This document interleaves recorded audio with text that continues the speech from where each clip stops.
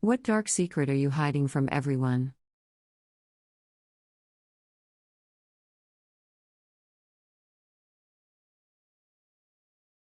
My suicidal depression isn't gone. I've just accepted that I have to wait to die of natural causes because killing myself would scar my family and most people who know me for life. And hashtag X200B. Edit. I appreciate all the support, and I'm glad for those that find comfort in not being alone in feeling this way. FAQ. No, this isn't passive suicidal ideation as I've attempted twice before and still have active thoughts sometimes. Yes, I'm in therapy and have tried medication, exercise, etc. No, I don't want to try microdosing psychoactive substances and I have psychotic depression, meaning I'm prone to hallucinations and such if pressed. I walked in on my brother being investigated for possession of child pornography when I was 19, which severely traumatized me. He's now a registered sex offender. That was the darkest period of my life. I'm focusing on my mental health now, though. When I was 10, I was the victim of serial child molester. A teacher, a woman, and no one believed me. This is an important detail as to why I did what I would later do. Several years ago, I saw her while I was shopping. First, I was afraid. Then I realized, I was not 10 anymore. I was a 25-year-old adult male. I became angry. I stalked her for weeks, saw her working as a teacher, found her on social media, catfished my way into the cougar dating FB group she was in. Learned she had victimized more kids since she had lost me as her pet. She called her victims her teacher pets. After I was sure of everything, and had gathered my information, I plastered her neighborhood with her private FB group posts about how much she loves the feeling of power as she pins the little cubs to the desk in her office. The flyers had her face, her address, her phone number, and a bunch of other stuff. This isn't a dark secret, really, because if I get caught, so what? I outed a loud and proud cub hunter. Edit. As I can't reply to all individually, I'm going to put this here. 1. Yes, I did report her in the FB group. The group no longer exists, and hasn't since I did this. 2. I am now in my 30s, and this revenge was 7 years ago. 3. She moved not long after I did this, but I can't say that my actions are the reason. 4. I have not continued to follow her, as my mental health takes priority, and the actions I took back then, for my revenge, actually caused a bit of relapse on my depression. 5. I reported her when I was 10, and again when I found her living in the same town when I was 25. The group chat logs, the Facebook's posts, and all information was turned over to the local police via throwaway email. To my knowledge, nothing was ever done on the matter.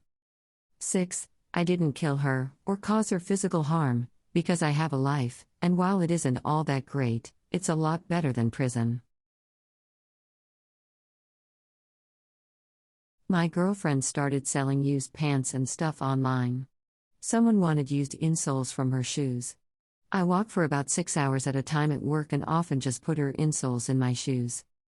Those perverts are getting off to the smell of my sweaty feet thinking it's a girl.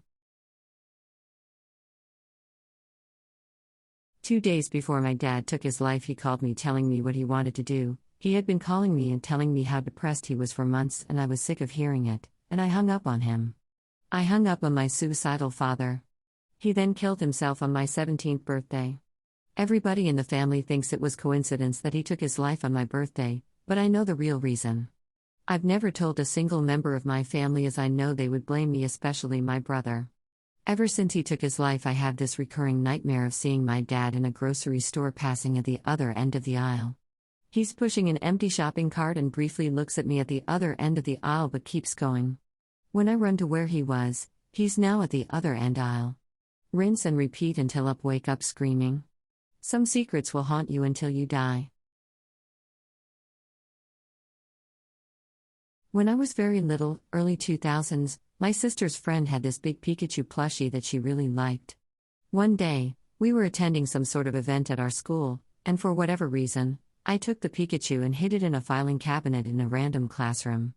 As my family and I were leaving, I saw her frantically asking her mom where her Pikachu went, but I never said anything. To this day, I still feel absolutely horrible about it, and almost want to track down this girl who I haven't spoken to in years and apologize for what I did.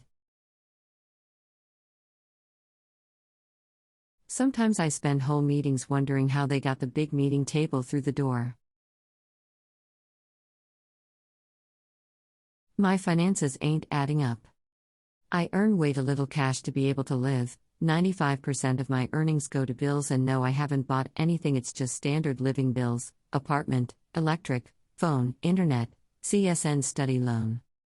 Soon I might lose my apartment. And nobody I know knows about it. Edit, lol, I had misspelled lose with loose and nobody until now said anything. Fixed now. Edit 2, since I got so many people answering yesterday, I wanted to come with a update.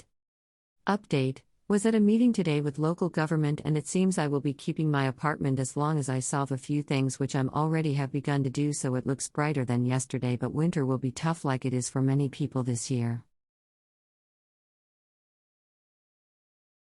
Sometimes I can clearly see in my head a truck smashing into me while I'm driving, and then a voice in my head says that would actually be a good thing.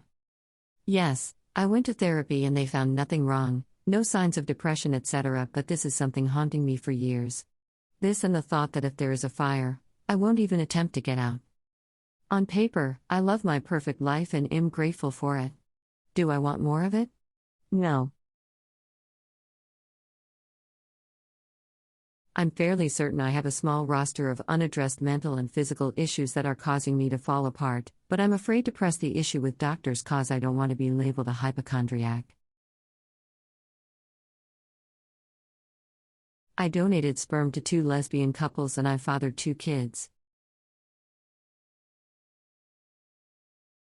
I was a pathological liar.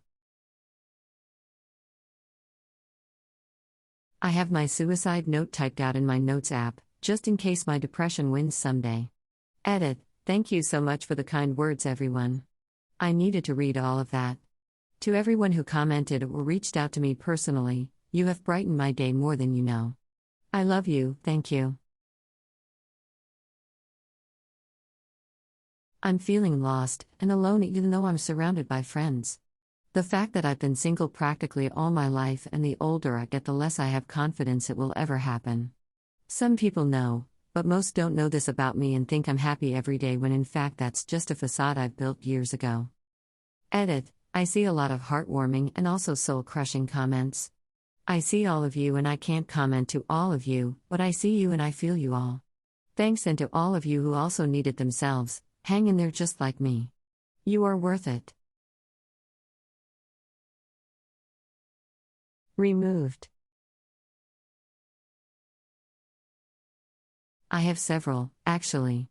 1. My wife's grandmother had passed long before we got to the hospital. To me it was obvious, but none of the family seemed to be able to see it, and the doctor lied to their faces about it. 2. I never actually liked teaching elementary, and I only downgraded to K4 for the money, not for the practice. 3. When I was much younger, me and another guy broke into a classmate's house and trashed the bejesus out of it because we were bored. We didn't take or steal anything, we didn't eat anything, we didn't bust any windows or damage the house proper, we just pulled shelves down, covered beds in soda, and dumped everything 3 owned on the floor. I regretted it then, I regret it now. 4. When I found out my foster daughter had been murdered by her biomom, I actually got in my car and drove halfway to the county jail before common sense prevailed, and I drove back home, sobbing. I had every intention of walking through security and choking the life out of biomom until I saw the light fade from her eyes. I still dream about it. 5. I cried more for my foster daughter dying than for my mom dying. I think maybe something is wrong with me. Like maybe I'm a sociopath. Edit, thank you to everyone for the support. It's been a couple years, but it still affects me. I have arranged an appointment with a counselor to talk through some of this. Removed.